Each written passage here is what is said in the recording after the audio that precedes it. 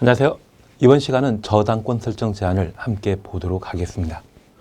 여기 저당권 설정 제한은 10년에 한 번 시험에 나오는데 민법이 가미되는 문제가 되게 됩니다. 우선 1번입니다. 사업체는 주택건설 사업에 의해 건설된 주택 대지에 대해 입주자 모집 공고 승인 신청일, 입주자 모집 공고 승인 청일 가로 해놓습니다. 주택조합의 경우는 사업계획 승인 신청일 부터 입주 예정자가 그 주택 등의 소유권 이전 등기 신청할 수 있는 날 이후 60일까지, 소유권 이전 등기부터 60일까지 가로 해놓습니다. 입주 예정자의 동의 없이 다음 행위를 하여서는 아니 된다.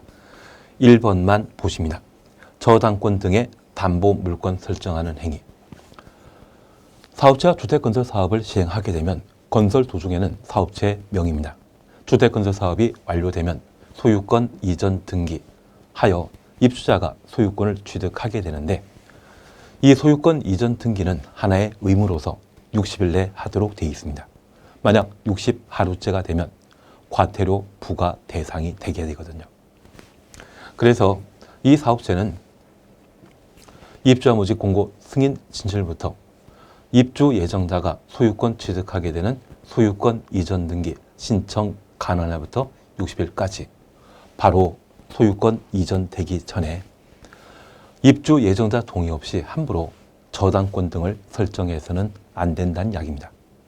만약 사업체 명의일 때 저당권 설정해 놓게 되면 이후 소유권 이전 등기하더라도 이 저당권은 입주자에게 승계되어 버립니다. 그걸 방지하기 위해 입주 예정자의 부담 지워주지 않기 위해 입주 예정자의 동의 없이는 함부로 저당권 등을 설정할 수 없습니다. 항상 기간을 잘 정리하시는 게 필요합니다. 그래서 저당권 설정 제한 기간은 입주자 모집 공고 승인 신청일부터 소유권 이전 등기 신청일 이후 60일까지는 저당권 설정 제한 기간으로 파악해 놓습니다. 그리고 이러한 저당 설정 제한은 모든 사람들이 알 수 있도록 부기 등기를 하게 됩니다. 그래서 부기 등기 대상, 부기 등기 하도록 되어 있지만 사업체가 국가, 지방자치단체, 주택공사, 지방공사 등의 공공기관이면 그러하지 아니하다 등기할 필요 없습니다. 공공은 입주 예정자의 동의 없이 함부로 저당권 설정하지 않기 때문에 부기 등기 의무가 없는 것으로 파악해 놓습니다. 그리고 부기 등기 시기를 줄만 쳐놓습니다. 부기 등기는 주택건설 대지 추천오시고 입주자 모집 공고 승인 신청일과 동시에 하여야 하고 건설된 주택, 선시공 후 분양하는 것을 말합니다. 이런 때는 소유권 보전 등기와 동시에 부기 등기 하도록 되어 있습니다. 그리고 4번 효과를 함께 보십니다. 부기 등기 이후 양수하거나 제한 물권 설정한 경우 그 효력을 무효로 한다. 무효 줄만 쳐놓습니다. 그래서 저당 설정 제한과 관련되어서는 이렇게만 한번 확인해 놓는 겁니다. 이제 4번 사용검사 후 매도 청구를 함께 보십니다. 여기 사용검사 후 매도 청구는 양은 얼마 안 되는데 자주 우리 시험에 기출문제로 출제되었습니다. 그래서 사용검사 후 매도 청구도 별표 하나 해놓고 함께 봐주십니다. 우선 1번입니다. 주택 그리고 복리시설 소유자들은 주택단지 전체 대지에 속하는 일부 토지에 대해 소유권 이전 등기, 말소 소송 등에 따라 사용검사 받은 이후에 사용사 받은 이후 추천했습니다. 토지 소유권을 회복한 자, 소유권 회복, 가로 속에 실소유자에게 해당 토지를 시가로, 시가 추천했습니다. 매도할 것을 청구할 수 있다. 이렇게 잠깐 봐놓습니다. 사업체가 주택건설 사업을 완료하면 입주자에게 주택을 공급하게 됩니다. 그런데 이 사업체가 주택건설 사업할 때 주택건설 예정지를 매매 등의 방법으로 소유권을 취득하는 경우가 있습니다. 만약 그 상대방이 무능력자에 해당하게 되면 자신의 매매 등의 법률 행위에 대해 이후 취소 또는 무효를 주장할 수 있습니다. 그런 일들이 주택건설사업기간인 사업계획 승인받을 때부터 사용검사일까지 이루어졌다고 하면 그에 대한 문제에 대해서는 사업체가 해결해야 되는데, 이번에 그 상대방이 소유권 회복한 시점이 사용검사 후가 되게 됩니다. 사용검사 이후에 이런 일이 발생하게 되면 주택건설 사업이 모두 완료되었기 때문에 현재 공동택 소유자가 주택단지 일부 토지에 대한 소유권을 회복한 자에게 매도 청구하여 해당 토지 소유권을 취득할 수 있다는 이야기입니다. 만약 주택단지 일부의 토지를 원래 소유자가 소유권을 회복하게 되면 공동택단지에서는 공동생활이라는 게 불가능하죠. 공동생활을 계속 유지하게 하기 위해 일정한 요건을 갖춘 때는 사용무사 후 주택 소유자, 복리시설 소유자가 소유권을 회복할 수 있도록 매도 청구 제도를 마련하고 있습니다. 상황 이해되시겠습니까? 그러면 이런 매도 청구와 관련된 대상에 관한 사항과 절차 등에 관한 사항들을 우리가 함께 봐주셔야 됩니다. 2번은 대표자 선정과 관계된 사항으로, 매도 청구는 사실 명도 소송이거든요. 그러한 명도 소송의 대표자 선정 시에 전체 4분의 3 이상의 동의받아 대표자 선정하도록 되어 있습니다. 그래서 매도 청구가 4글자이기 때문에 4분의 3이라고 생각해 주는 것도 방법입니다. 2번 매도 청구 요건입니다. 매도 청구하려는 경우 해당 토지의 면적이 주택단지 전체 대지 면적의 5% 미만이어야 한다. 그래서 5% 미만 줄쳐 놓습니다. 그리고 매도 청구의 의사표시는 실소유자가 해당 토지 소유권을 회복한 날부터 가로 열어놓습니다. 2년 이내 해당 실소유자에게 송달되어야 한다. 그래서 매도 청구하고자 한다면 주택단지 전체 면적의 5% 미만인 때만 매도 청구할 수 있습니다. 여기 매도 청구는 매도 청구 자체가 명도 소송에 해당되는 것으로서 상대방의 의사와 관계없이 토지 소유권을 재판 절차에 따라 이전시키는 방법입니다. 이러한 것들은 사유재산권 행사와 관련된 사용, 수익, 처분권에 대한 제한에 해당되기 때문에 매도 청구 대상 요건을 엄격하게 정해 놓게 됩니다. 전체 대지 면적의 얼마? 5% 미만일 때만 매도 청구 가능하고, 실소유자가 소유권 회복한 날부터 2년 이내 매도 청구에 대한 의사 표시가 송달돼야 되고, 2년 경과했다고 하면 그때는 매도 청구 대상이 아니란 이야기입니다. 그래서 매도 청구 요건과 관련되어 5% 미만과 회복한 날부터 2년 이내 송달될 것, 그러한 요건을 꼭 한번 봐놓습니다.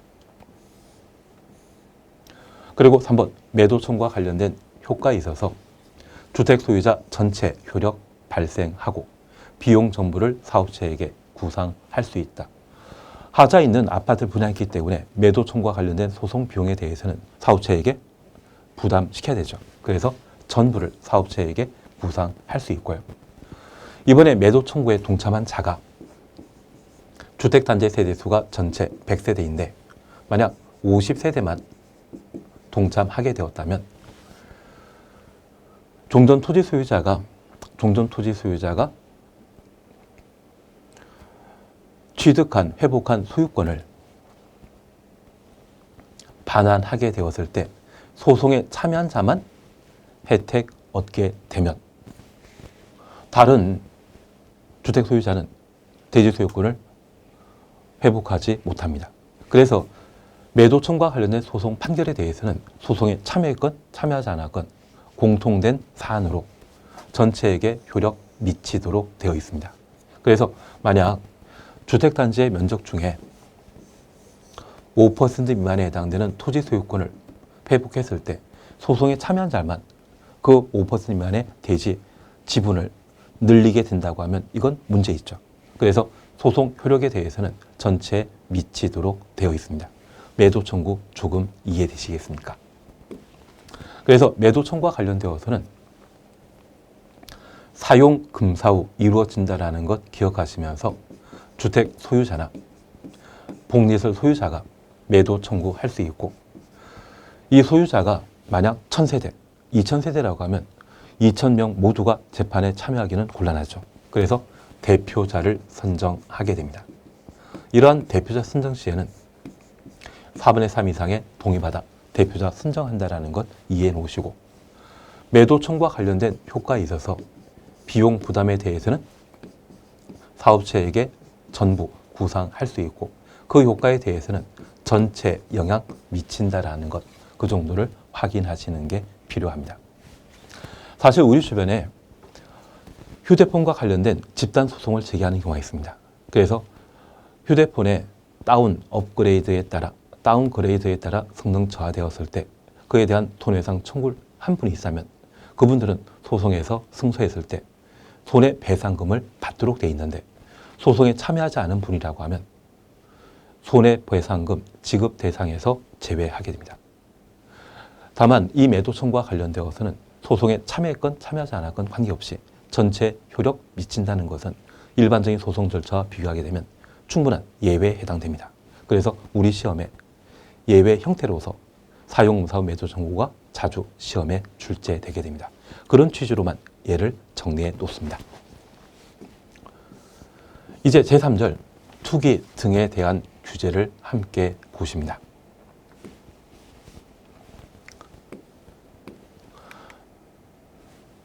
사실 앞서 우리가 주택공급과 관련된 전반적인 내용들을 함께 살펴본 적 있습니다.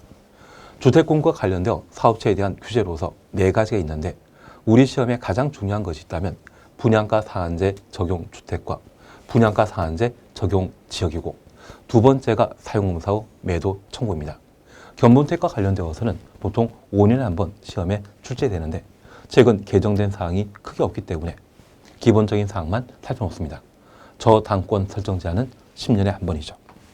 그리고 투기 방지와 관련되어 투기 과열지구, 조정 대상 지역, 전매 제한, 공급 질서 교란 금지, 이 4가지 제도가 있는데, 이러한 4가지는 지금 시행되고 있는 제도로서 우리 시험에 자주 출제될 수밖에 없는 그런 테마가 되게 됩니다. 그래서 이와 관련된 사항들을 하나하나 함께 살펴나가시는 게 필요합니다.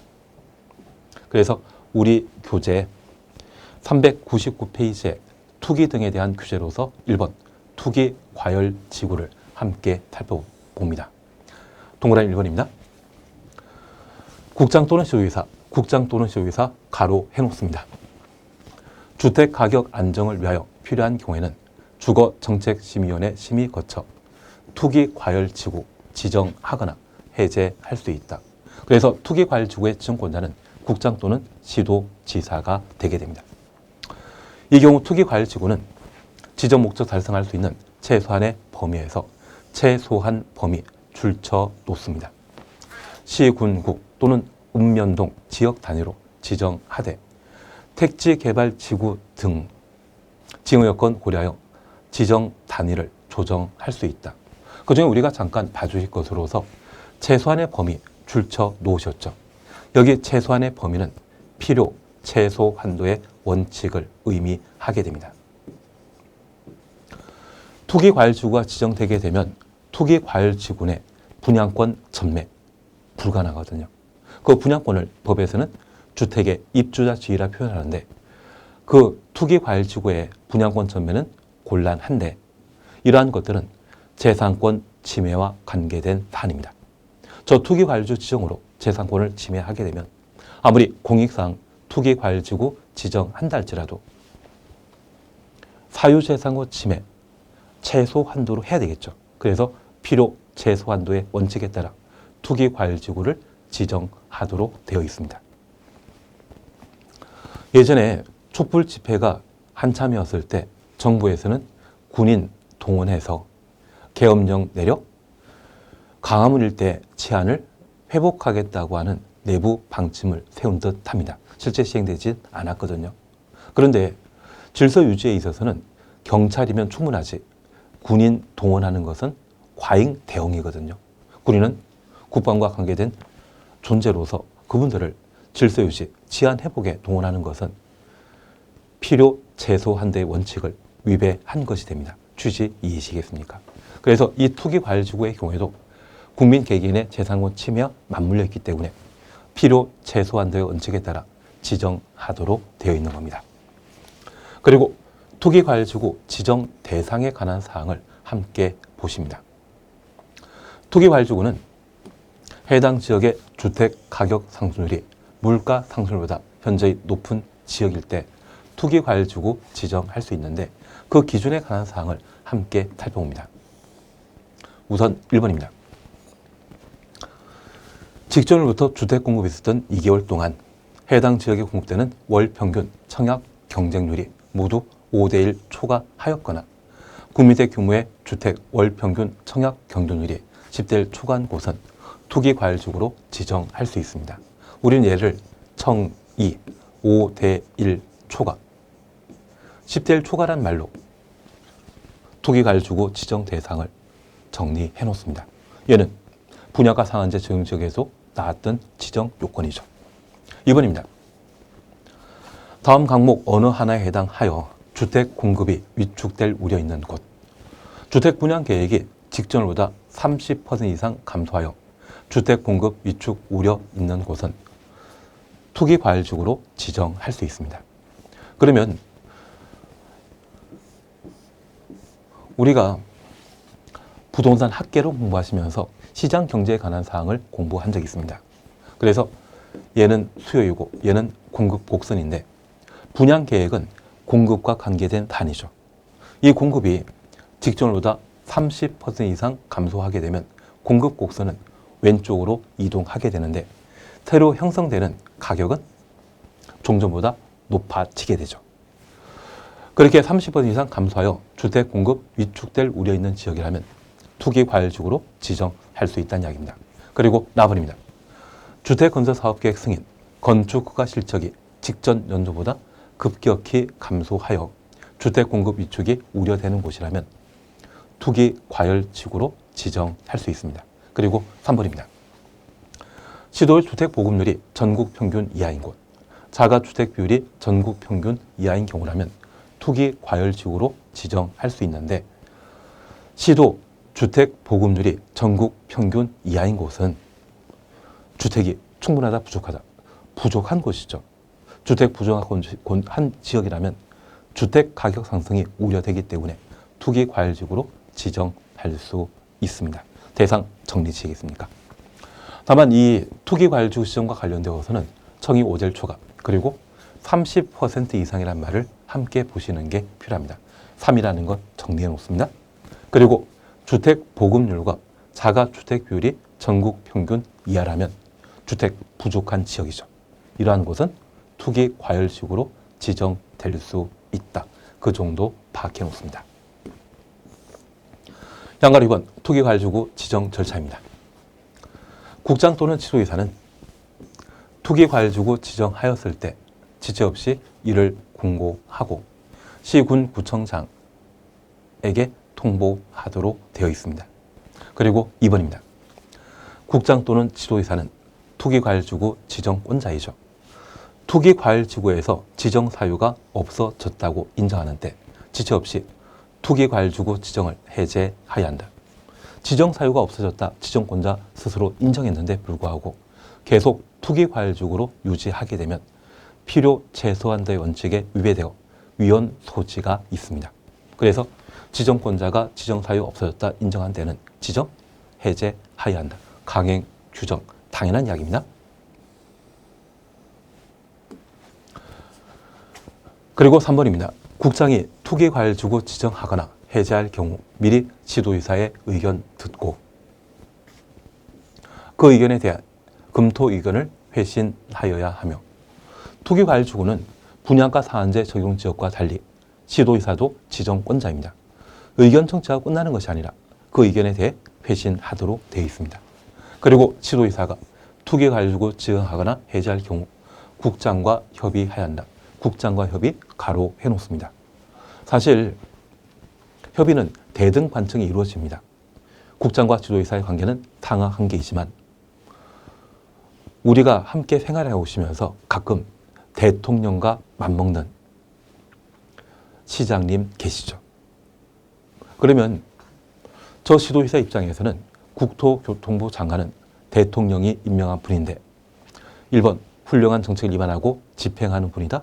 2번 내일이면 옷 벗을 사람으로 생각한다. 정답은 2번이거든요.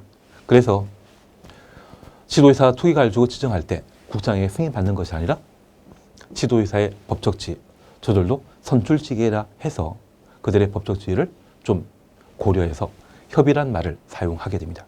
그래서 이러한 것들은 행정법, 공법과 관련된 기본 원칙에 예외에 해당되는 것으로서 한번 확인해 놓습니다. 그래서 국장이 투기과열지구 지정하거나 해제할 때는 지도이사의 의견 청취하고 지정권자이기 때문에 회신하도록 되어 있고 지도이사가 투기과열지구 지정할 때는 특이하게 국토교통부 장관과 협의해야 한다. 절차에 관한 사항 저렇게 살펴놓습니다. 3번입니다. 최근 개정된 사항으로 투기과열지구 재검토입니다. 국장은 반기마다 주거정책심의회 회의 소집하여 투기과열지구로 지정된 지역별로 해당 지역의 주택가격 안정 여건 변화 등을 고려하여 유지 여부를 재검토하여야 한다. 여기 반기는 6개월이거든요. 그래서 지정된 투기과열지구에 대해서는 6개월마다 유지 여부를 재검토하도록 되어 있습니다. 이 경우 재검토 결과 해제가 필요하다 인정한 경우는 지체 없이 투기과열 지정을 해제하고 이를 공고하여야 한다. 그래서 지정 사유가 없어졌다 판단하게 되면 국장은 해제하여야 하죠. 2번입니다.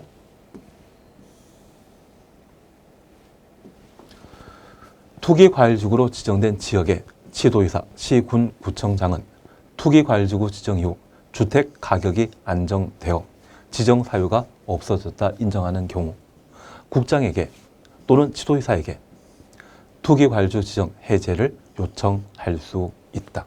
해제 요청에 해당되는 것으로 앞서 분양가 상한제 적용 지역에서도 함께 보셨습니다. 그리고 4번 요청받은 날부터 40일 이내 해제 여부 결정하여 통보하도록 되어 있습니다. 그리고 D건 국장 또는 지도이사는 투기과열지구에서 지정 사유가 없어졌다 인정할 때 지체 없이 투기과열지구 지정 해제하고 이를 공고하며 리얼번 투기과열지구 지정을 유지하는 것으로 유지 동일해 놓습니다. 결정된 지역의 지도이사, 시군, 구청장은 특별한 사유 없으면 6개월 이내 같은 사유로 투기과열지구 지정 해제를 요청할 수 없다. 동일 사유 재해제 요청 제한에 관한 내용입니다.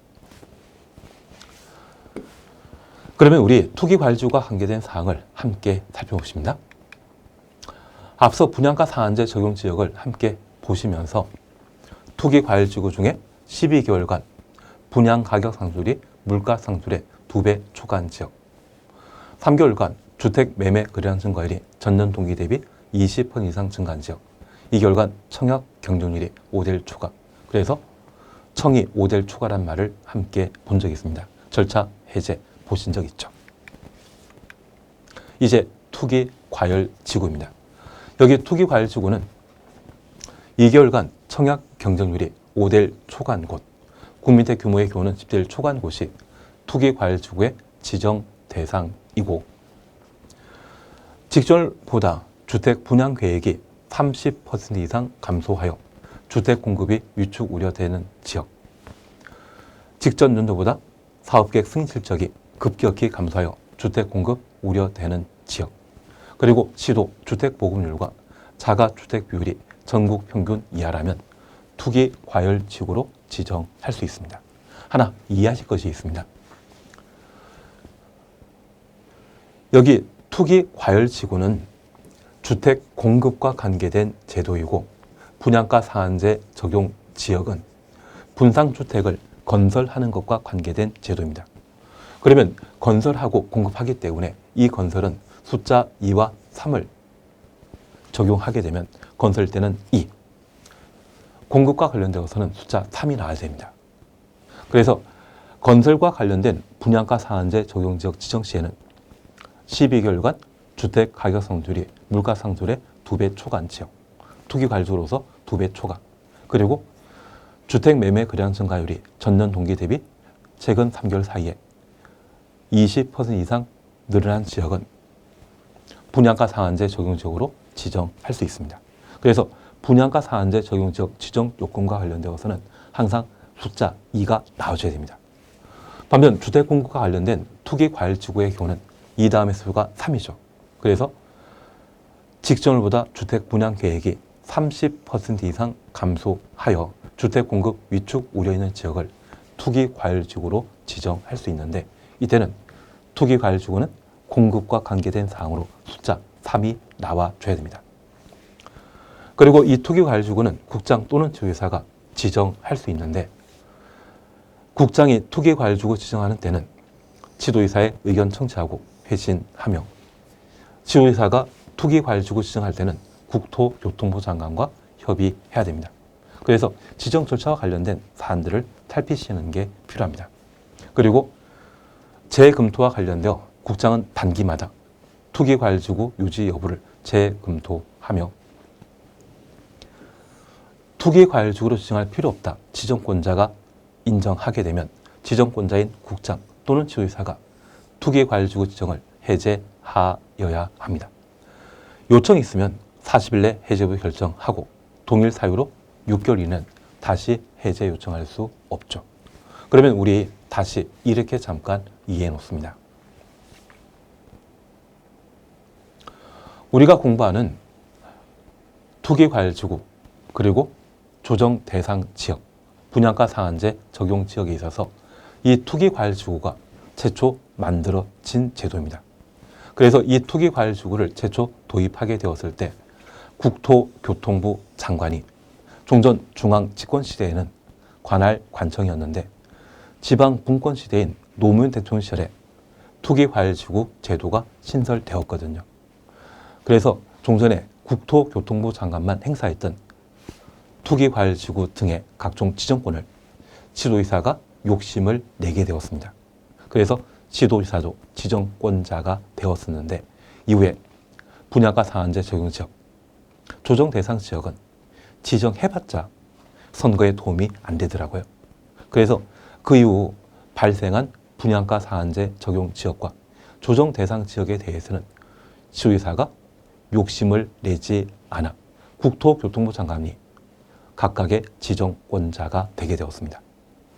그래서 이 투기과열지구가 최초에 만들어져서 지정권을 지도지사가 행사한다라는 것을 밝혀놓습니다. 대신 저 지도의사가 우리 동네를 투기과열지구로 지정하면 지방선거 때 그 지도의사 찍어준다? 낙선운동 벌인다. 낙선운동 벌일 게 뻔하기 때문에 최초에 도입한 투기과열지구일 때만 지도의사가 지정권자이고 나머지 제도는 국토교통부 장관만 지정권자가 되게 됩니다. 그 정도를 파악하시면서 얘를 정리하시는 게 필요합니다.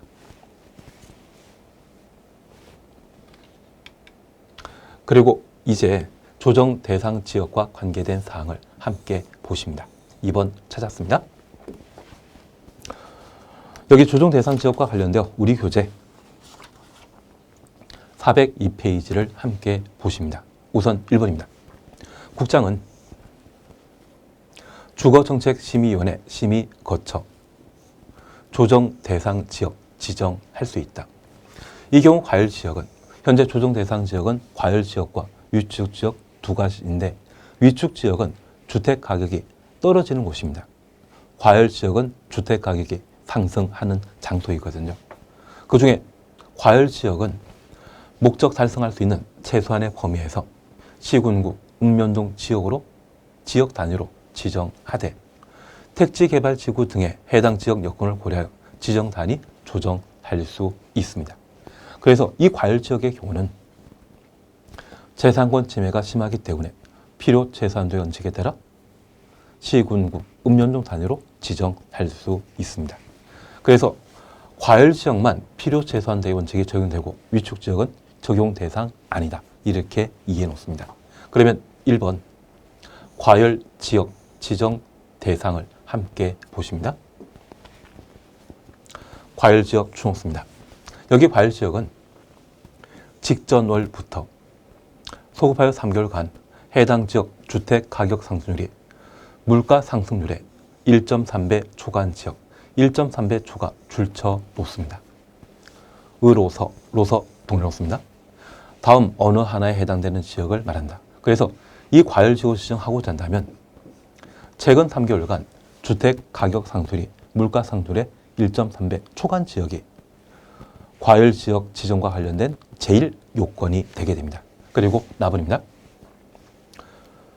가번 함께 오시면 2개월 동안 월 평균 청약 경쟁률 2개월 추천오시고 청약 경쟁률 추천오습니다. 모두 5대1 초과했거나 국민세 규모의 경우는 10대1 초과한 지역. 이것 청이 5대1 초과이죠. 나버립니다. 3개월간 분양권 전매 거래량이 전년 동기 대비 30% 이상 증가한 지역, 30% 이상 증가 줄쳐 놓습니다. 그리고 답은 시도별 주택 보급률이나 자가주택 비율이 전국 평균 이하, 전국 평균 이하라면 주택 부족한 곳이죠. 이러한 곳은 주택 가격 올라갈 수 있기 때문에 조정 대상 지역 중에 과열 지역으로 지정할 수 있다는 이야기입니다. 그리고 2번입니다. 위축 지역 추천없습니다. 여기 위축 지역과 관련되어서는 그냥 한번 살펴만 놓습니다. 6개월간 평균 주택 가격 상승률이 마이너스 1% 이하 지역으로서 일정한 요건 갖춘 곳을 위축 지역으로 지정할 수 있습니다. 그래서 특정 지역의 지역 경제가 붕괴되는 경우가 있습니다. 그래서 지역 근간인 경제가 붕괴되게 되면 근로자 수가 줄어들고 해당 지역의 주택 가격도 함께 떨어지는 경우가 있습니다. 그런 지역이 위축 지역으로 이러한 곳이라고 하면 우리 청약통장으로 청약 신청하게 되었을 때 1순위가 되고자 한다면 1년, 2년이라고 하는 기간을 필요로 하는데 저 위축 지역의 경우는 1개월만 경과되면 청약 1순위로 인정해 주는 것이 특징입니다. 그런데 저 위축 지역에 청약통장에서 청약 신청한다? 남는 주택 고른다. 고르는 게 더 낫거든요. 그래서 이러한 곳에 청약통장 이용할 필요 없지 않나 싶습니다. 그래서 위축 지역은 주택 가격이 하락되는 곳을 대상으로 한다. 그렇게만 구분해 놓습니다. 그러면 이러한 조정 대상 지역을 지정하는 절차로서 1번 국장은 국장 추놓습니다. 조정 대상 지역 지정하는 경우 미리 시도의사 의견 드려야 된다. 그래서 시도의사의 의견 청취하도록 되어 있는데 여기는 투기 과열지구와 달리 회신 없습니다. 조정 대상 지역의 지정권자는 국장 하나이기 때문에 회신할 필요 없는 거죠. 2번입니다. 국장은 조정 대상 지역 지정하였을 때 지시 없이 이를 공고하고 시군 구청장에게 통보하도록 되어 있습니다. 그리고 3번 효과 함께 오십니다. 1번 유지 여부의 재검토입니다. 국장은 반기마다 추천없습니다. 조정 대상 지역으로 지정된 지역별로 해당 지역의 주택 가격, 안정 여건 변화 등을 고려하여 유지 여부를 재검토하여야 한다. 그래서 반기마다 재검토하도록 되어 있습니다. 이 경우 재검토 결과 조정 대상 지역 지정 해제가 필요하다 인정되는 경우 지시 없이 해제하고 이를 공고해야 한다. 그래서 유지할 필요 없다 판단하면 해제할 필요가 있다 판단하게 되면 해제하여야 합니다. 2번 함께 오십니다. 조정 대상 지역의 해제입니다. 국장은 조정 대상 지역을 유지할 필요 없다 판단되는 경우 조정 대상 지역 지정을 해제해야 한다. 강행 규정이라는 것 확인해 놓습니다. 그리고 니어문입니다. 조정 대상지로 지정된 지역의 지도의사, 시군 구청장은 지방자치단체장이죠. 주택가격 안정되는 등의 조정 대상 지역으로 유지할 필요 없다 판단되는 경우 국토교통부 장관에게 해제 요청할 수 있고 해제 요청 줄만 쳐놓습니다. 그 요청 있을날부터 40일 이내 국장은 해제 여부 결정하여 통보하도록 되어 있습니다. 그리고 동일 사유로 재해제 요청 제한과 관련되어 조정 대상 지역을 유지하는 것으로 결정된 지역의 시도지사, 시군구청장은 특별한 사정 없으면 통보받은 날부터 6개월 이내 같은 사유 주셨습니다. 해제를 다시 요청할 수 없다. 투기 과열 주구와 같죠. 그러면 조정 대상 지역과 관련되어 1번 조정 대상 지역은 과열 지역 또는 위축 지역입니다. 위축 지역은 집값이 떨어지는 곳으로서 사람들이 관심 두질 않을 겁니다. 특별히 과열 지역은 최근 3개월간 주택 가격 상승률이 물가 상승률의 1.3배 초과하는 지역으로서 제일 요건이었습니다. 2개월간 청약 경쟁률이 5대1 초과, 3개월간 분양권 전매 거래량이 전년 동기 대비 30% 이상 증가하거나 주택 보급률 등이 전국 평균 이하인 지역은 과열 지역으로 지정할 수 있습니다. 지정권자는 국토교통부 장관 하나이고요. 재검토 해제, 투기 과열 지구와 마찬가지이죠. 그래서 반기마다 국토교통부 장관이 재검토하고 필요 없다 판단하면 해제하여야 하며 지방자치단체장이 해제 요청하면 40일 내 해제 여부 결정 통지하고 같은 사유로 6개월 이내는 재해제 요청할 수 없습니다. 그래서 우리는 분양가 상한제 적용 지역, 분상 적용 지역입니다. 그리고 투기과열지구, 그리고 조정 대상 지역 중에 과열 지역에 관한 사항을 함께 보셨습니다. 우선 지정 대상에 관한 사항을 정리해 주시는데 분양가 상한제 적용 지역은 건설과 관계된 사항으로 숫자 2가 나와주셔야 되며 투기과열지구 조정 대상 지역은 분양권 전매 제한과 관계된 사항이거든요. 분양권이라면 사업체가 주택을 공급했을 때 새 아파트에 입주할 수 있는 법적 지위를 입주자 지위 분양권이라 표현하게 됩니다. 이는 공급 이후 문제입니다. 그래서 이 분양가 상한제 적용 지역에 있어서는 건설과 관계된 사항으로 숫자 2와 밀접한 관계에 있고 투기과열지구, 과열지역은 숫자 3과 관계된 것으로 바뀌어놓습니다. 그래서 이 분양가 상한제 적용 지역은 투기과열지구 중에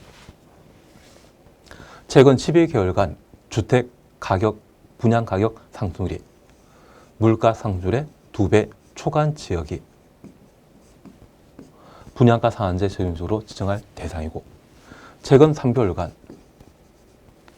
주택 매매 거래량 증가율이 전년 동기 대비 20% 이상 증가한 지역, 그리고 청이 5대1 초과, 10대1 초과한 지역이 분양가 상한제 적용 대상 지역이죠. 그래서 우리 분양가 상한제 적용 지역과 관련되어서는 숫자 2가 나와야 된다는 것 구분해 놓습니다. 반면 투기 과열 지구는 청이 5대1 초과라고 하는 것은 공통된 요건이고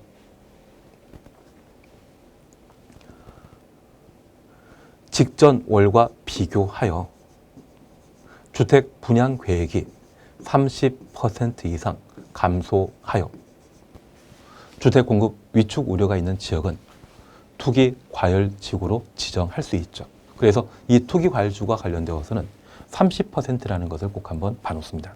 그리고 직전 연과 비교하여 사업계획 승인 실적이 현저히 감소되었다고 하면, 그리고 주택 공급 위축 우려 있다면 투기 과열지구로 지정할 수 있었습니다. 그리고 시도 주택 보급률, 자가 주택 비율이 전국 평균 이하인 곳을 투기 과열지구로 지정할 수 있죠. 그리고 조정 대상 지역 중에 과열 지역에 있어서는 최근 3개월간 주택 가격 상승률이 물가 상승률의 1.3배 초과하는 지역, 숫자 3 나옵니다. 최근 3개월간 주택 분양권 거래량 증가율이 전년 동기 대비 30% 이상. 앞서 매매 거래량은 20%였지만 분양가 상한제 적용 지역의 매매 거래량 증가율은 20%였지만 조정 대상 지역 중에 과열 지역에 있어서는 분양권 거래량 증가율이 전년 동기 대비 30% 이상인 곳이 그 대상이었습니다. 그리고 청이 5대1 초과. 그리고 주택 보급률이 전국 평균 이하인 곳은 과열 지역으로 지정할 수 있습니다. 그래서 내가 투기 과열지구나 과열 지역에 대한 지정 대상을 시험에 접하게 되면 항상 숫자 3이 나야 되고 분양가 상한제 적용 지역은 항상 숫자 2가 나야 된다. 그걸 구분하십니다. 그리고 이 세 개 제도 중에 투기 과열지구는 노무현 대통령 시절에 만들어졌습니다. 제일 먼저 만들어진 것이고요. 분양가 상한제 적용 지역에 대해서는 박근혜 대통령 시절에 만들어진 제도입니다. 두 번째 만들어진 겁니다. 그리고 조정 대상 지역은 이번 정권, 문재인 정권에서 만들어 놓았는데 이게 세 번째입니다. 그런데 이 세 가지 제도를 시도의사가 지정하게 되면 다음 선거 때 부담 생기죠. 최초 투기과열지구 만들 때는 그런 거 생각 안 하고 국토교통부 장관 그리고 시도지사가 투기과열지구의 지정권자였지만 이런 제도가 선거에 전혀 도움되지 않는다는 것을 인식한 지도의사는 욕심 더 이상 안 냈거든요. 그래서 분양가 상한제 적용 지역과 조정 대상 지역은 국토교통부 장관만 지정권자가 되게 됩니다. 그래서 각각의 제도에 있어서 국장은 지도의사의 의견 청취하는데 분양가 상한제 적용 지역, 조정 대상 지역과 달리 투기 과열 지구의 경우는 지도의사도 지정권자이기 때문에 지도의사의 의견 청취 후 회신하도록 되어 있습니다. 이해되신 겁니다. 그리고 각각의 제도와 관련되어 지정권자가 지정 유지할 필요 없다 판단하면 해제하여야 하고 지자체장이 지정할 필요 없다 판단하면 해제 요청할 수 있죠. 그 요청한 날부터 40일 내 해제 여부 결정하여 통보하도록 되어 있습니다. 그런데 우리 꼭 기억하실 것이 재검토 제도와 그리고 6개월 내 지도의사 시군구청장의 해제 요청에 대해 유지하기로 결정했을 때는 6개월 내 같은 사유, 동일 사유로 다시 해제 요청할 수 없는데 이러한 두 가지 제도는 투기과열지구 그리고 조정 대상 지역 중에 조정 대상 지역에 적용하고 있는 사안입니다. 그래서 이 두 가지는 분양가 상한제 적용 지역은 적용되지 않고 투기과열지구 그리고 조정 대상 지역에만 적용하고 있는데 이쪽은 분양권 전매, 거래 제한과 관계된 사항이기 때문에 재산권 침해가 직접적으로 발생하여 재검토에 관한 사항과 6개월 내 동일 사유로 재해제 요청하지 못하도록 제한을 따로 두고 있는 겁니다. 그러한 것들을 각각 정리하시는 게 이쪽 내용이 되고 있습니다. 그리고 3번 전매 제한에 관한 사항을 함께 살펴놓습니다. 404페이지 찾으셨죠?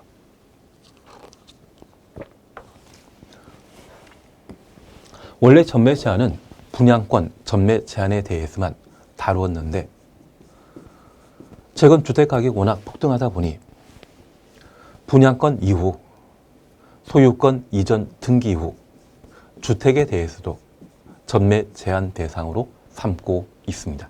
그래서 여기 분양권은 주택 공급 계약 체결하고 소유권 이전 등기할 때까지를 분양권 입주자 지위라 하고 분양권 전매 제한하는 것이 원칙이지만 분양가 상한제 적용 주택 등에 있어서는 소유권 이전 등기 후 주택 거래에 대해서도 일정 기간 제한하고 있습니다. 그래서 우리는 전매 제한 대상이 무엇인지 정확하게 보셔야 됩니다. 우선 1번입니다. 사업체가 건설 공급하는 주택, 가로 속에 해당 주택의 입주자로 선정된 지위 포함한다. 여기 입주자 선정된 지위가 바로 분양권에 해당되게 됩니다. 다음 어느 하나에 해당되는 경우 10년 이내 범위에서 대통령령이 정하는 기간이 지나기 전에 그 주택을 전매하거나 전매 알선할 수 없다.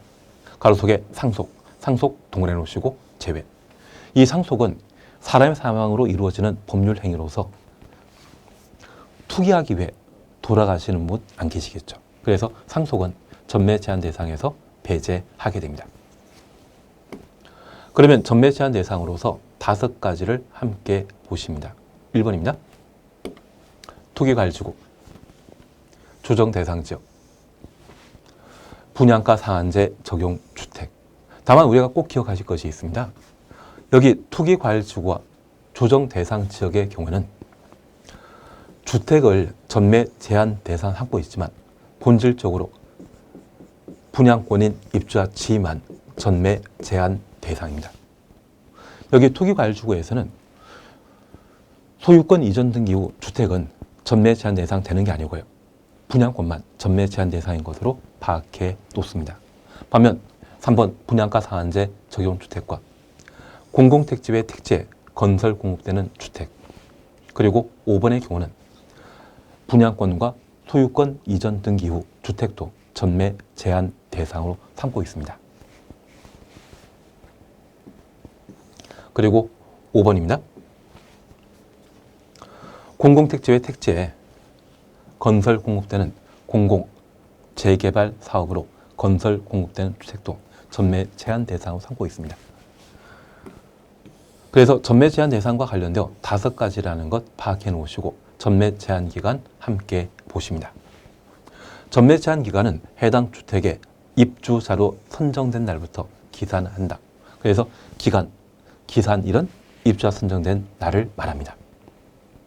그리고 2번 그냥 지나가시고 3번 전매 제한 기간이 2 이상일 경우 가장 긴 전매 행위 제한 기간을 적용한다. 그래서 전매 제한 방법에 관한 사항을 저렇게 살펴주시는 게 필요합니다. 그리고 우리 전매 제한 기간 이걸 다 알면 좋겠는데 분양가 상한제 적용 주택 등은 전매 제한 기간이 케이스마다 다양하게 정해져 있습니다. 그걸 시험에 내게 된다면 아마 출제하신 분도 보름 지나면 우리가 질문했을 때 답변 못 하실 겁니다. 그리고 이런 전매 제한 기간에 대해서는 계속 개정하여 강화시키고 있습니다. 다만 어느 순간에 주택 가격이 안정되게 되면 저 전매 제한 기간 제도를 완화하게 될 거거든요. 그래서 이쪽은 시험에 출제하게 된다면 제발 틀려달라는 마음으로 출제하신 것으로 이해해 주고 틀려주는 것도 방법입니다. 다만 우리가 투기과열지구에 관한 사항, 조정 대상 지역의 분양권 전매 제한에 대해서만 꼭 한번 살펴보시고 나머지에 대해서는 우리 시험 범위 밖이라고 생각해 놓습니다. 출제하면 틀려주는 겁니다. 하나 틀리더라도 합격의 지장 없거든요. 그래서 우리는 투기과열지구와 조정 대상 지역에 관한 사항만 함께 보십니다. 그래서 1번 투기과열지구에서 건설 공급되는 주택의 입주자로 선정된 지위는 입주자 선정된 날부터 해당 주택에 대한 소유권 이전 등기일까지 그 기간은 5년 초과 시에 5년을 한다. 그래서 투기과열지구의 전매 제한 기간은 입주자로 선정된 날부터 소유권 이전 등기하는 때까지를 전매 제한 기간으로 삼고 있습니다. 사실 이 기간이 분양권이거든요. 소유권 이전 등기한 이후에는 입주자 지위가 아니라 주택이란 말로 대신하게 됩니다. 그런데 이 소유권 이전 등기는 주택건설 사업이 신속하게 이루어지면 빨리 찾아오고요.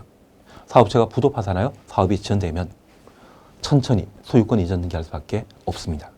그래서 이 소유권 이전 등기는 그 시점이 특정된 게 아니거든요. 사업이 지연되어 저 입주자 선정된 날부터 등기하는 것보다 5년이라는 게 먼저 도래하게 되면 5년 되는 날까지만 전매 제한 기간으로 삼겠다는 이야기입니다. 그 이후에는 분양권이랄지라도 투기과열지구에 거래할 수 있죠. 취지 이해하시겠습니까? 그래서 앞으로 투기과열지구와 관련된 전매 제한 기간에 대해서는 입주자로 선정된 날부터 소유권 이전 등기하는 날까지를 전매 제한 기간한다. 그렇게만 구분해 놓습니다. 3번 조정 대상 지역 그냥 지키십니다. 그리고 4번 분양가 상한제 적용 주택 그냥 지키십니다. 다만 이 분양가 상한제 적용 주택은 전매 제한 기간이 최대 10년입니다. 보통 주택 건설 사업 하게 되면 입주자 선정된 날부터 3년 만에 주택 건설 사업이 완료되고 입주를 할 수 있거든요. 그런데 이 분양가 상한제 적용주택의 경우는 그 분양권 상태가 3년이고 등기한 날부터 또 7년 동안 거래할 수 없는 특징이 있습니다. 그래서 이 분양가 상한제 적용주택은 분양권만 전매 제한 대상이 아니라 소유권 이전 등기 후 주택도 전매 제한 대상이다. 그렇게만 파악하시고 예, 그냥 지나갑니다. 기본소에 마련해놨지만 이것까지 할 필요는 없지 않나 생각합니다. 그리고 5번 공공택지 외 택지 마찬가지로 그냥 지나가십니다. 그리고 3번 전매 제한 예외입니다. 전매 제한 대상 주택을 공급받은 자의 생업상의 사정 등으로 전매가 불가피하다 인정되는 경우는 한국토지주택공사 주택공사 출처 놓습니다. 동의받은 경우 전매 제한 규정을 적용하지 아니한다. 전매 제한 대상 주택을 공급받고 외국에 이민 가버리면 국내 주택 필요 없죠. 만약 그런 경우라면 주택공사 동의받아 전매 제한 기간 중에 거래할 수 있다는 이야기입니다. 그래서 전매 사유로서 1번 세대원 전원이 근무, 생업상의 사정 등으로 다른 특별시, 광역시, 다른 광역시, 특별자치시, 특별자치도, 시군으로 이전하는 경우 다만 수도권 안에서 수도권 안 주총수입니다. 이전하는 경우는 제외한다. 그리고 2번 함께 보십니다. 상속에 따라 취득한 주택으로 세대원 전원이 이전하는 경우 여기 이전은 이사 가는 것을 말합니다. 만약 상속받은 주택으로 이사를 하게 되면 분양가 상한제 적용주택을 분양받은 자는 전매 제한 기간 중에 주택공사 동의받아 상속받은 주택으로 이사를 할 수 있다는 이야기입니다. 그러면 분양가 상한제 적용주택은 주택공사 동의받아 처분할 수 있다는 이야기죠. 그리고 2번입니다. 상속 외 사유, 바로 생업상 사정 등으로 이사를 하는 경우가 있습니다. 만약 그런 경우라면 현재 내가 살고 있는 시군 제외한 다른 시군으로 이사했을 때 주택공사 동의받아 전매할 수 있다는 이야기입니다. 특별히 수도권 안에서 이전하는 것은 제외한다. 수도권은 서울, 인천, 경기도를 말하는데 내가 서울에 분양가 상한제 주택을 분양받았는데 회사를 옮겨 인천으로 이사를 하게 된다면 그때는 전매 사유가 아니란 이야기입니다. 대신 수도권에서 비수도권으로 이사를 하게 되면 주택공사 동의받아 전매할 수 있죠.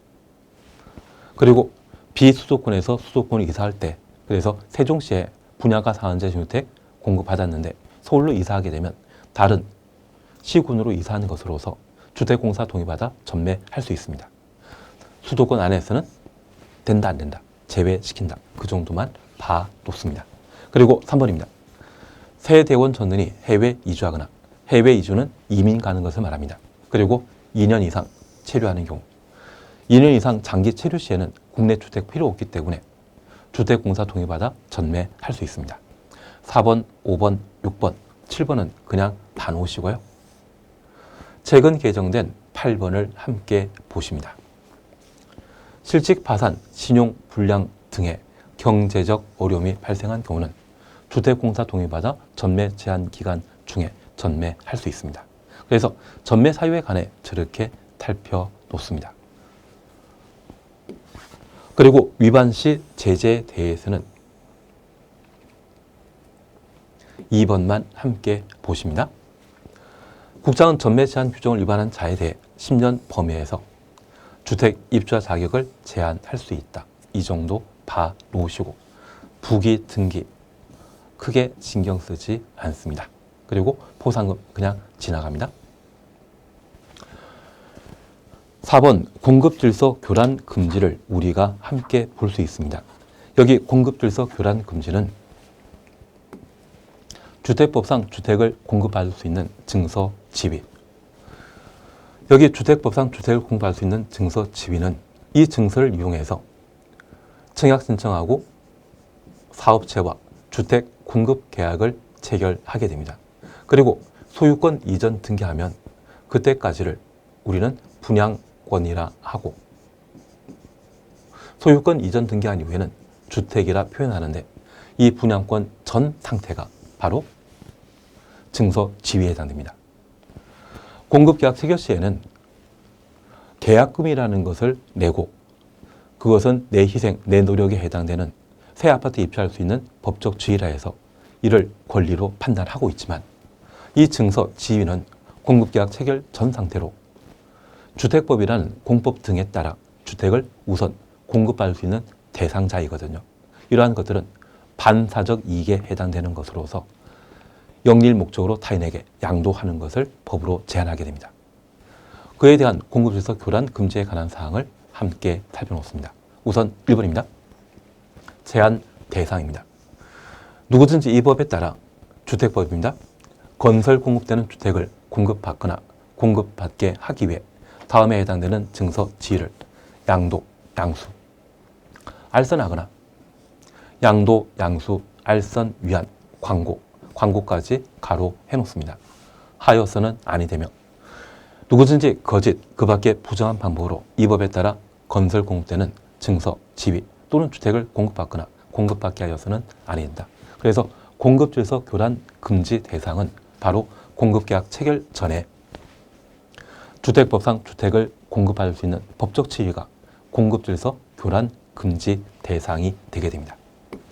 그러면 구체적인 그 대상으로 1번 주택을 공급할 수 있는 법적 지위 바로 지역, 직장택조합의 조합원 지위입니다. 여기 조합원 지위는 설립인가 이후 양도할 수 없죠. 그래서 이 조합원 지위 공급계약 체결 전 상태이기 때문에 공급계약 체결 전 법적 지위이기 때문에 함부로 양도할 수 없고 입주자 저축증서 청약통장입니다. 여기 청약통장을 돈 받고 거래하는 건 된다 안 된다? 안 되죠. 주택상사채. 다만 이 주택상사채는 공급질서 교란 금지 대상인데 도시개발법에 따른 토지 상환 채권은 주택법의 제도입니까? 도시개발법의 제도입니까? 도시개발법의 제도이기 때문에 주택 상환사채는 거래할 수 없지만 토지 상환 채권은 양도할 수 있죠. 그 차이만 구분해 놓습니다. 그리고 가번에 무허가 건물 확인서 등 이주 대책에 따라 주택을 공부할 수 있는 법적 지위 등에 대해서는 거래 대상 아닙니다. 그래서 우리가 잠깐 정리하실 것으로서 주택법상 공급질서 교란 금지 대상은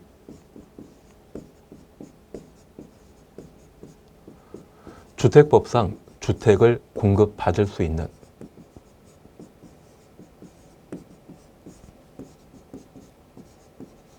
법적 지위, 증서가 공급질서 교란 금지 대상으로 청약통장이나 지역지정택조합 조합원 지위, 주택상환사채가 그 대상이 된다는 것 파악해 놓습니다.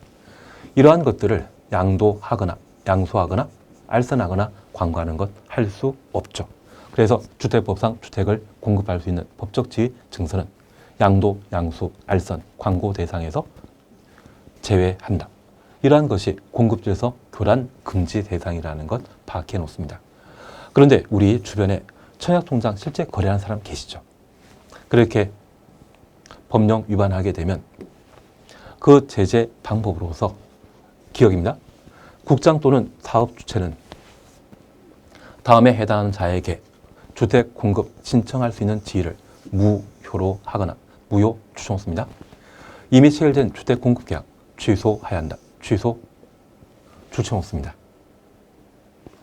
그래서 지위에 대해서는 무효, 공급 계약에 대해서는 취소하여야 합니다. 그러면 이렇게 잠깐 이해해 놓습니다.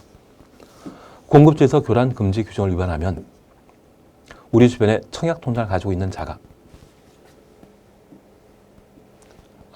청약통장을 가지고 있는 자가 다른 자에게 청약통장을 양도할 수 있을 겁니다. 그러면 통장 거래는 불법이라는 것을 양 당사자는 알죠.